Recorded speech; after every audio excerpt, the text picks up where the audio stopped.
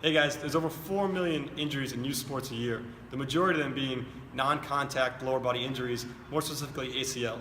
Today we're going to cover our favorite exercise in preventing these injuries. Hey guys, Curtis back here. I got Matt here to help me out with some demos. So in terms of sports injuries, more specifically youth sports, what happens is as kids get older, the demands and the speed of the game increase. If the child's body is not physically capable of handling those demands, our chances of injury increase a lot. So a good solid strength and conditioning program is going to help reduce those chances of injury drastically.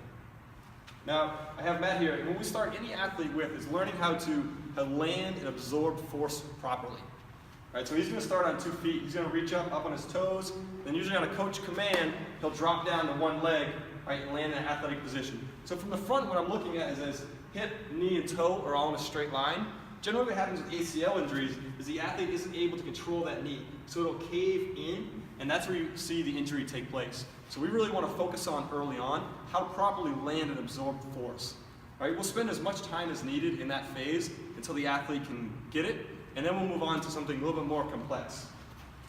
So our next stage after that would be progressing to our single leg hurdle hops. All right, we're going to start in our landing position.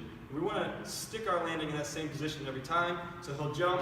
All right, we're not worried about height right now, we're just worried about the landing as we go. Working on controlling that knee, landing flat-footed, all right, a good soft, stiff landing. I like to tell our athletes, pretend like you're a ninja, all right, sneaking into a house. You want to be quiet, but you want to be strong. Once they master that, they may spend a few weeks at that progression, then we'll keep adding to it. Now we may add multiple responses, like a mini bounce. So as they jump, they'll add a little bounce in between. All right, and then again, the hardest of those would be a continuous progression. All right, once the athlete has mastered all the phases prior, and he'll be continuously jumping through. All right, all the while working on our landing technique, position, and how to absorb force. Then we can add things like landing with rotation or jumping in different planes as well. Hey guys, thanks for watching. Remember, the key to prevention, all right, is to take your time. All right, make sure we own each progression before we move on to the next one, not to rush through it.